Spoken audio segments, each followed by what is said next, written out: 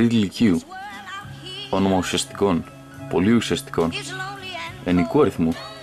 Γένος, ούτε θηλυκό, ούτε αρσενικό. Γένους ανυπεράσπιστο. Πληθυντικός αριθμός. Γένες υπεράσπιστοι μαθητές.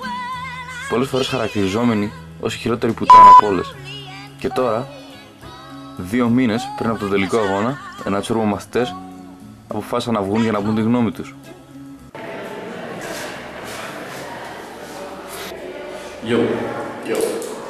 Θα σου κάνω κάποιες ερωτήσεις και θα μου πεις το πρώτο πράγμα που σου έρχεται στο μυαλό. Πανελλήνιες. Τι σου έρχεται στο μυαλό? Άγχος. Άγχος. Σκατά. Διάβασμα. Ζωή. Χάος. Αν έπρεπε να δώσει στην Τρίτη Λυκείου ένα χαρακτηρισμό, τον οποίο θα έδινες και στον άνθρωπο, δηλαδή προσβλητικό ή οτιδήποτε, ποιος θα ήταν και γιατί?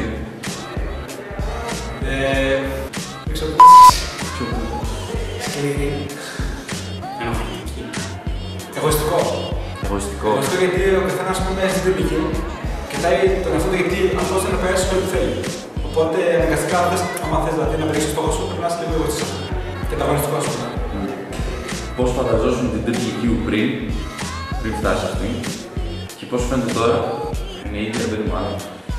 Νομίζω πως την είχα φανταστεί ακριβώς όπως είναι, δηλαδή δεν έχω πολλές αποκλήσεις από όσο την είχα φανταστεί. Είχα ακούσει από πολλούς ότι είναι πολύ δύσκολη για την τεχνική και αυτό καλούμε να ζήσω τώρα. Βασικά χωρίς άγχος, με περισσότερο ελεύθερο χρόνο. Φανταζόμουν τελείως διαφορετικά γιατί μου είχαν πει ότι ήταν πολύ πιο δύσκολα και ότι θα έχει συνεχόμενο διάβασμα το πρωί και το βράδυ. Ήταν μια ίδια κατάσταση, αλλά όχι τόσο πολύ διάβασμα όσο μου λέγανε. Και γενικά ήταν μια ευχάριστη χρονιά γιατί κάναμε πολλούς κολλητούς λόγους. Φανταζόμουν λίγο χειρότερη. Αν κάτι δεν φανταζόμουν θα ήταν τόσο κουραστική. Δεν λέγει ότι φανταζόμουν ως μια χρονιά που θα είμαστε όλη την ώρα πάνω από ένα βιβλίο και θα διαβάζουμε όλη την ώρα, αλλά τελικά δεν είναι έτσι. Μπορεί να κάνουμε το πάντα. Τι θα έλεγες στα παιδιά που είναι να ξεκινήσουν τώρα την Τρίτη Λυκείου?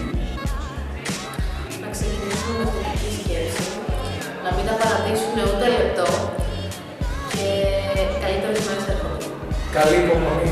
Να μην πούνε πολύ δυνατά εξ αρχής, να δώσουν το καλύτερο της αυτό προς το τέλος, γιατί εκεί καλύπτεις όλα στα κοινά, τις παραμονήσεις, και να πιστέψουν τον εαυτό σου. Κουράγιο, υπομονή, αρκετό διάβασμα, συστηματικό βασικά, και να μην τους πάρει το κάτω και να κάνουν πολύ πλάκα. Αν σου έλεγαν ότι θα μπορούσες να περάσεις σε μια σχολή χωρίς να δώσεις Πανελλήνιες, θα το έκανες ή όχι? Όχι. Γιατί? Καταρχάς δεν θα μ' άρεσε. Δεν σ' άρεσε. Βιολογικό. Ναι.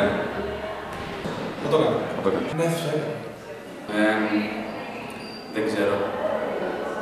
Λογικά, έτσι όπως το σκέφτομαι τώρα, ίσως να το έκανα. Εννοείται. Σαν πρώτη σκέψη, ναι. Βέβαια, θεωρώ ότι είναι λάθος, καθώς χάνει το εξωτερικό πνεύμα του Πανελληνίου. Όχι. Γιατί?